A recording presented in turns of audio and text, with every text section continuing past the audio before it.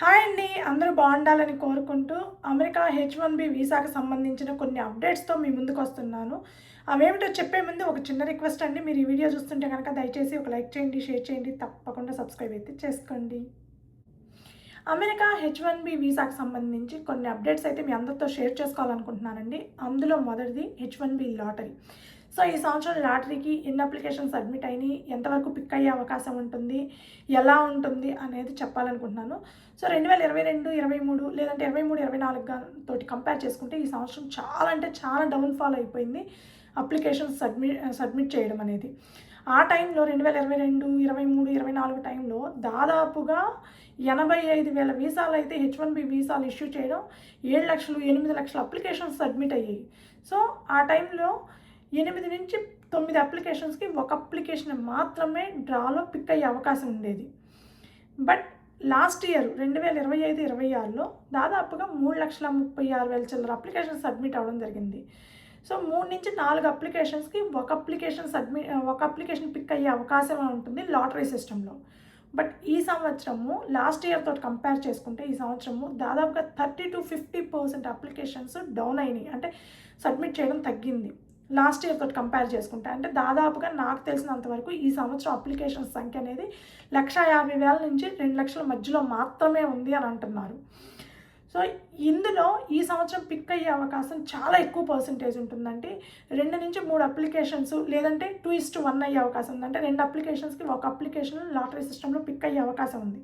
ఎందుకంటే మెయిన్గా veg based సిస్టంలో ఉంది కాబట్టి maximum 4th level, 3rd level, 2nd లెవెల్తో పాటు ఫస్ట్ లెవెల్లో ఉన్న వాళ్ళకు కూడా ఎక్కువ పర్సంటేజ్ లాటరీ సిస్టంలో పిక్ అయ్యే అవకాశాలు కనిపిస్తున్నాయి. సో బయట దేశాల నుంచి ఎంతవరకు అప్లికేషన్స్ వచ్చినాయి అంటే ఎస్పెషల్లీ ఇండియా నుంచి, ఎందుకంటే అమెరికాకి H1B వీసాకి అప్లై చేసే వాళ్ళల్లో 70-80% ఇండియన్సే ఉంటారండి ఎవ్రీ ఇయర్. ఇది ఇంకా పెరుగుతూ వస్తుందేమో కానీ తగ్గడం మాత్రం తగ్గటం లేదు. సో ఈ సంవత్సరము ఇండియాకి మనకి చాలా కంట్రీస్కి ఈ రెస్ట్రిక్షన్ ఉంది, $1,00,000 వీసా ఫీజు అనేది. ఆ $1,00,000 వీసా ఫీజు ఉండడం వల్ల, వేజ్ లెవెల్ని బేస్ చేసుకొని లాటరీ సిస్టమ్ ఉండడం వల్ల చాలా వరకు అప్లికేషన్స్ అనేవి తగ్గిపోయినాయి. ఇండియా నుంచి చాలా అంటే చాలా తక్కువ పర్సంటేజ్ అప్లికేషన్సే సబ్మిట్ అవ్వడం జరిగింది. బట్ ఎవరైతే H4 మీద అమెరికాలో ఉంటున్నారో, F1 మీద అమెరికాలో ఉంటున్నారో వాళ్ళు ఈ సంవత్సరం H1Bకి అప్లై చేసిన వాళ్ళ సంఖ్య ఎక్కువగా ఉంది. ఎందుకంటే వాళ్ళకి $1,00,000 వీసా ఫీజు కట్టాల్సిన అవసరం లేదు. కేవలం వేజ్ లెవెల్ని బేస్ చేసుకొని మాత్రమే అప్లికేషన్ సబ్మిట్ చేయొచ్చు. సో ఆ విధంగా చూసుకుంటే అమెరికాలో ఉండే వాళ్ళకి, ఎవరైతే అమెరికాలో ఉండి H1Bకి అప్లై చేస్తున్నారో వాళ్ళకి ఎక్కువ అడ్వాంటేజ్ అయ్యి ఎక్కువ శాతం మంది లాటరీలో పిక్ అయ్యే అవకాశం ఉంటుంది అప్లికేషన్. సో ఈ సంవత్సరం లాటరీ సిస్టమ్ అయితే ఇలా ఉంటుందండి. చాలా అంటే చాలా తక్కువ. నాకు తెలిసి గత 15 ఏళ్లలో అతి లీస్ట్ అప్లికేషన్స్ వచ్చింది ఈ సంవత్సరం నేను అనుకుంటున్నాను. కేవలం ఈ $1,00,000 వీసా ఫీజు వల్ల. లాస్ట్ టైం ట్రంప్ ఉన్నప్పుడు కూడా అంత తక్కువ అప్లికేషన్స్ ఏమీ సబ్మిట్ అవ్వలేదండి. ఎందుకంటే ఈ $1,00,000 వీసా ఫీజు, ఈ వేజ్ లెవెల్ని బేస్ చేసుకొని ఇవన్నీ ఏమీ లేవు. కాకపోతే అప్పుడుండే రెస్ట్రిక్షన్స్, కరోనా వల్ల ఆ రెస్ట్రిక్షన్స్ కొంచెం ఉన్నాయి, కానీ నార్మల్గా అయితే ఏమీ లేవు కాబట్టి విపరీతంగా అప్లై చేశారు అప్పుడు కూడా. ఈ సంవత్సరం మాత్రం ఈ కారణాల వల్ల చాలా తక్కువ పర్సంటేజ్ అప్లై చేయడం జరిగింది. మరీ ఇండియా నుంచి అయితే చాలా అంటే చాలా తక్కువ అప్లికేషన్ సబ్మిట్ చేయడం జరిగిందనమాట. సో లాటరీ సిస్టమ్ గురించి అయితే ఇదండి. రెండవది, మనకి చాలామందికి వీసా స్లాట్స్ గురించి ఉంది. H1B వీసా స్లాట్స్ దొరుకుతున్నాయా లేదా, H4 వీసా స్లాట్స్ దొరుకుతున్నాయా లేదా. H1B వాళ్ళకి సంబంధించి అయితే ఈ ఇయర్ 2026కి గాను వీసా స్లాట్స్ అయితే అస్సలు లేవండి. 2027 మార్చి నుంచి అవైలబిలిటీ ఉన్నాయని నేను కొన్ని గ్రూప్స్లో చూడటం జరిగింది. 2027 మార్చి నుంచి అవైలబిలిటీ ఉన్నాయి H1B వాళ్ళకైనా, H4 వాళ్ళకైనా. సో ఈ సంవత్సరం ఏమన్నా దొరికే అవకాశం ఉందా H1B వాళ్ళకి కానీ, H4 వాళ్ళకి కానీ వీసా స్లాట్స్ అని అంటే H1B వాళ్ళకి ఓపెన్ చేసే అవకాశం ఉంది. ఎందుకంటే ఈ సంవత్సరం లాటరీ సిస్టంలో ఎవరైతే అప్లై చేశారో వాళ్ళు వీసా ఇంటర్వ్యూకి వెళ్ళాలి కాబట్టి అక్టోబర్ తర్వాత మేబీ వీసా స్లాట్స్ ఓపెన్ చేసే అవకాశం ఎక్కువగా కనిపిస్తుంది. అగైన్ H4 వాళ్ళకి ఓపెన్ చేస్తారా అంటే అది కొంచెం డౌటేనండి. ఎందుకంటే USCIS వాళ్ళకి ఆ వెబ్సైట్లో ఓపెన్ చేయాలా వద్దా, ఎవరికి ఓపెన్ చేయాలి వీసా స్లాట్స్ అనేది క్లియర్గా వాళ్ళు సెలెక్ట్ చేసుకోవచ్చు. ప్రస్తుతం అయితే F1 వీసా మీద ఉండే వాళ్ళకి, అలాగే B1, B2 వీసాల మీద వచ్చే వాళ్ళకి మాత్రం వీసా స్లాట్స్ క్లియర్గా అవైలబిలిటీ ఉన్నాయండి. ఏ టైంలోనే అవైలబిలిటీ ఉన్నాయి. కానీ H1B వాళ్ళకి కానీ H4 వాళ్ళకి కానీ ఆ వీసా స్లాట్స్ అవైలబిలిటీ లేవు. సో అక్టోబర్ తర్వాత ఓపెన్ చేసినా కూడా H4 వాళ్ళకి ఓపెన్ చేస్తారా లేదనేది అగైన్ క్వశ్చన్ అనమాట. H1B వాళ్ళకి మాత్రం ఖచ్చితంగా ఓపెన్ చేసే అవకాశం కనిపిస్తుంది. బట్ అది ఎంత పర్సంటేజు, ఎంత ఫ్రీక్వెంట్గా అవైలబిలిటీ దొరుకుతాయా దొరకవా అనేది చెక్ చేసుకుంటూ ఉండాలి. అగైన్ మనం వీసా స్లాట్స్ బుక్ చేసుకున్నా కూడా ఇప్పటికీ కూడా 2027 జాన్యువరిలో బుక్ చేసుకున్న వాళ్ళకి కూడా ఆ టైం వచ్చేటప్పటికి ఆ వీసా స్లాట్స్ క్యాన్సిల్ అయ్యి రీషెడ్యూల్ అయ్యే అవకాశం ఉంది. స్టిల్ అది కంటిన్యూ అవుతుంది. క్యాన్సిల్ అవ్వడం, మళ్ళీ రీషెడ్యూల్ అవ్వడము, ఇవి కంటిన్యూ అవుతూనే వస్తున్నాయి. ఎమర్జెన్సీ వీసా స్లాట్స్ అనేది అస్సలు ఇవ్వడం లేదండి. మరి మీరు పెట్టే రీజన్ ఏదైతే ఉంటుందో యూఎస్ఏస్ వాళ్ళకి, ఆ రీజన్ వాళ్ళకి 100% కరెక్ట్ అనిపిస్తే తప్ప వాళ్ళు ఏదన్నా కొంచెం చిన్న చితకి మెడికల్ ఎమర్జెన్సీ అనో లేకపోతే ఇంకొకటనో చెప్తే వీసా స్లాట్స్ అయితే ఓపెన్ చెయ్యరు. ఎమర్జెన్సీ వీసా స్లాట్స్ మీకు ఇవ్వరు. 100% అది జెన్యూన్గా వాళ్ళకి అనిపించాలా ఇది ఎమర్జెన్సీ అని. మా పిల్లలు స్కూల్ పోతాయి, నాకు ఉద్యోగం ప్రాబ్లం అయింది, మా ఆవిడ ఎక్కడ ఉంది, నేను ఎక్కడ ఉన్నాను, ఇవన్నీ చెప్తే వాళ్ళు ఏమి వీసా స్లాట్స్ ఇవ్వరండి. కావాలంటే అందరూ ఇండియాకి పోండి అని చెప్తారు. సో వీసా స్లాట్స్ అనేవి H4 వాళ్ళకి కొంచెం లేట్గా ఓపెన్ అయ్యే అవకాశం ఉంది, కానీ H1B వాళ్ళ వరకు మాత్రం ఓపెన్ చేసే అవకాశం ఉంది. అది అక్టోబర్ తర్వాత మాత్రమే. అంతకంటే ముందు మాత్రం ఓపెన్ చేసే అవకాశం ఎక్కడా కనిపించటం లేదు. సో అప్పుడు కూడా ఓన్లీ H1B వాళ్ళకి ఓపెన్ చేస్తారా, లేదా గ్రూప్ అప్లికేషన్స్ పెడతారు కదండి, ఫ్యామిలీ అందరూ H4 వాళ్ళు H1B వాళ్ళు కలిసి వెళ్తుంటారు కదా, అవి ఓపెన్ చేస్తారా, లేదంటే H1B వాళ్ళకు కూడా రిస్ట్రిక్షన్స్ పెట్టి ఓపెన్ చేస్తారా అంటే 2026-27లో లాటరీలో పిక్ అయిన వాళ్ళకి మాత్రమే ఈ వీసా స్లాట్స్ అని ఏమైనా కండిషన్ పెడతారా మనకైతే తెలియదు. బట్ ఇప్పటి వరకు అయితే H1B వాళ్ళకి కానీ H4 వాళ్ళకి కానీ వీసా స్లాట్స్ అయితే అస్సలు ఓపెన్ అవ్వటం లేదు. ఇకపోతే థర్డ్ది I-485 అంటే స్టేటస్ చేంజ్. చాలామందికి గ్రీన్ కార్డ్ కోసం, అమెరికాలో గ్రీన్ కార్డ్ కోసం చాలామంది ఎదురు చూస్తూ ఉంటారండి. సంవత్సరాల తరబడి చాలామంది 15 సంవత్సరాలు 20 సంవత్సరాలు అయి ఉంటుంది, అయినా కూడా చాలామంది గ్రీన్ కార్డులు వచ్చే అవకాశం లేదు అమెరికాలో. ఎందుకంటే బేసిక్గా మన కంట్రీ పర్సంటేజ్, మన కంట్రీ కోటా ఏదైతే ఉందో 7%, ఆ 7% మీద బేస్ చేసుకొని మనకి గ్రీన్ కార్డులు అనేది ఇష్యూ చేయడం జరుగుతుంది. బట్ దాదాపు 75 కంట్రీల మీద గ్రీన్ కార్డులు ఇష్యూ చేయకుండా రిస్ట్రిక్షన్స్ ఉన్నాయి కాబట్టి ఇండియన్స్కి ఆ అప్లికేషన్స్ అనేవి చాలా ఫాస్ట్గా మూవ్ అవుతున్నాయి. 2013లో జరుగుతున్నది సడన్గా ఆల్ ఆఫ్ సడన్ 2013 అయిపోయి 2014 అయిపోయి 2015 జాన్యువరి ఫిబ్రవరి కూడా రన్ అవుతున్న పరిస్థితికి వచ్చిందనమాట. అంటే అంత ఫాస్ట్గా ట్రంప్ టైంలో ఎప్పుడైనా సరే అండి గ్రీన్ కార్డ్ అప్లికేషన్స్ అనేవి చాలా ఫాస్ట్గా మూవ్ అవుతాయి.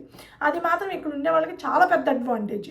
సో అలా స్టేటస్ చేంజ్కి అప్లై చేసుకోవాలి అనుకునే వాళ్ళు 2015 జాన్యువరి ఫిబ్రవరి కూడా స్టార్ట్ అయింది. సో ఆ టైంలో ఉన్నవాళ్ళు స్టేటస్ చేంజ్కి అప్లై చేసుకోండి. బట్ అగైన్ మీరు స్టేటస్ చేంజ్కి అప్లై చేసుకునేటప్పుడు చాలా అంటే చాలా జాగ్రత్తగా అప్లై చేసుకోండి. వీలైతే ఇమ్మిగ్రేషన్ అటార్నీస్ని అడిగి సలహాలు కూడా తీసుకుంటే బెటర్ అనేది నా ఒపీనియన్. ఎందుకంటే అది మనకి ఎప్పుడో ఒకసారి వచ్చే ఛాన్స్, ఆ ఛాన్స్ని మిస్ చేసుకోకూడదు. చాలా వరకు స్టేటస్ చేంజ్కి అప్లై చేసుకుంటే ఇంటర్వ్యూకి పిలుస్తున్నారు. ఇంటర్వ్యూకి పిలిచినప్పుడు రిజెక్షన్సే ఎక్కువగా కనిపిస్తున్నాయి, లేదంటే RFEs ఎక్కువగా ఇస్తున్నారు. ఎందుకంటే మీరు అప్లై చేసేటప్పుడు ఉన్న రెస్పాన్సిబిలిటీసు, ఇప్పుడున్న రెస్పాన్సిబిలిటీసు, ఆ కంపెనీసు గ్యాప్స్ ఏమున్నా సరే, లేదు మీరు సెకండ్ టైం మళ్ళీ పర్మ్ అప్లై చేయలేదు, అలాంటి సిచ్యువేషన్లో కూడా కరెంట్ కంపెనీలో పర్మ్ అప్లై చేయలేదు, ఇలాంటి సిచ్యువేషన్స్లో కూడా చాలా వరకు మనకి RFEs ఇస్తున్నారు. కాబట్టి ఏదైనా ఉంటే ముందుగా ఒకవేళ మిమ్మల్ని ఇంటర్వ్యూకి పిలిచినా, లేదంటే డాక్యుమెంట్స్ సబ్మిట్ చేయాల్సి వచ్చినా జాగ్రత్తగా 1-2 సార్లు ఆలోచించుకొని చెక్ చేసుకొని అప్లై చేయండి. మళ్ళీ ఒకసారి పోయిందంట ఛాన్స్ మళ్ళీ రాదు, చాలా కష్టం మళ్ళీ రావడానికి కూడా చాలా ప్రాబ్లం అవుతుంది. అగైన్ కోర్టుల మీద తిరగాలి, ఈ తలనొప్పి అంతా ఉంటుంది. సో స్టేటస్ చేంజ్కి గ్రీన్ కార్డ్కి ఎవరైతే అప్లై చేస్తున్నారో అది కరెంట్ ఇయర్ చాలామందికి చాలా ఫాస్ట్గా మూవ్ అవుతుంది. సో 2015లో అప్లై చేసుకున్న వాళ్ళకి ట్రంప్ 2028 డిసెంబర్ దాకా ఉంటారండి. సో 2015 ఇప్పుడు కరెంట్ రన్నింగ్, 2016, 2017 కూడా రన్ అయ్యే అవకాశం కూడా ఉందన్నమాట. సో చాలా ఫాస్ట్గా మూవ్ అవుతుంది. ఇకపోతే ఫోర్త్ది పర్మ్స్, అంటే ఆ గ్రీన్ కార్డ్ ప్రాసెస్ ఎవరైతే అప్లై చేసుకోవాలనుకుంటున్నారో వాళ్ళకి సంబంధించిన అప్డేటు. ఇప్పుడు వేజ్ డిటర్మినేషన్, మనం ఇప్పుడు గ్రీన్ కార్డ్ ప్రాసెస్ అప్లై చేసుకోవాలి అనుకుంటే కనుక ఫస్ట్ది మనకి అందరికీ తెలిసిందే PERM prevailing wage determination. So PWD అనేది ఇదివరకు అంటే మా టైంలో దాదాపుగా 8 నెలల నుంచి 10 నెలలు కూడా పట్టిందండి చాలామందికి. సో ఇప్పుడు అది 4 to 5 మంత్స్లో చాలా వరకు 4 to 5 మంత్స్లో మనకి రీసెంట్గా అయిన వాళ్ళు కూడా తెలిసింది 4 to 5 మంత్స్లో చాలా ఫాస్ట్గా వస్తున్నాయంట. అగైన్ పర్మ్ సెకండ్ పీడబ్ల్యూడి వచ్చిన తర్వాత పర్మ్ అప్లికేషన్ సబ్మిట్ చేస్తారు కదండి. సో పర్మ్ అప్లికేషన్ సబ్మిట్ చేస్తే చాలామందికి ఇదివరకు 18 నెలలు 20 నెలలు 16 నెలలు ఇట్లా పట్టింది మొన్నటి దాకా. ఇప్పుడు మాత్రం అంత టైం వెయిట్ చేయాల్సిన అవసరం లేదు. వితిన్ 12 to 13 మంత్స్లో చాలామందికి అయిపోతుందంట. రీసెంట్గా మాకు తెలిసిన వాళ్ళకి కూడా క్లియర్ అయింది. వాళ్ళకి ఎగ్జాక్ట్గా 12 మంత్సే పట్టిందండి. ఎగ్జాక్ట్గా 12 మంత్స్. వాళ్ళకి తెలిసిన వాళ్ళకి ఎవరికో 12.5 నెల 13 నెలలు దాకా పట్టింది అంటున్నారు. సో వితిన్ 1 ఇయర్లో క్లియర్ అవుతున్నాయి పర్మ్ అప్లికేషన్స్ కూడా. మీరు పర్మ్ అయిపోయిన తర్వాత I-140కి అప్లై చేసుకోవాలనుకుంటే ఎక్కువ గ్యాప్ తీసుకోవాకండి. అదేవిధంగా ప్రీమియం ప్రాసెస్ చేయించుకుంటేనే మీకు బెటర్. ఎందుకంటే మీరు నార్మల్ ప్రాసెస్ చేయించుకుంటే 6 మంత్స్ టైం ఉంటుంది కాబట్టి మేబీ RFకి పడే అవకాశం ఉంటుంది. సో ఒకసారి చెక్ చేసుకోండి. నెక్స్ట్ది వీసా ఎక్స్టెన్షన్స్కి ఎవరైతే అప్లై చేసుకుంటున్నారో అంటే H1B కావచ్చు ఏదైనా సరే వీసా ఎక్స్టెన్షన్స్కి అప్లై చేసుకుంటుంటే ఆ వీసా ఎక్స్టెన్షన్స్లో మీరు వీలైన అంటే ఇంకా 6 మంత్స్ ఉంది మీ వీసా టైము అనగానే మీరు అప్లై చేసుకోండి.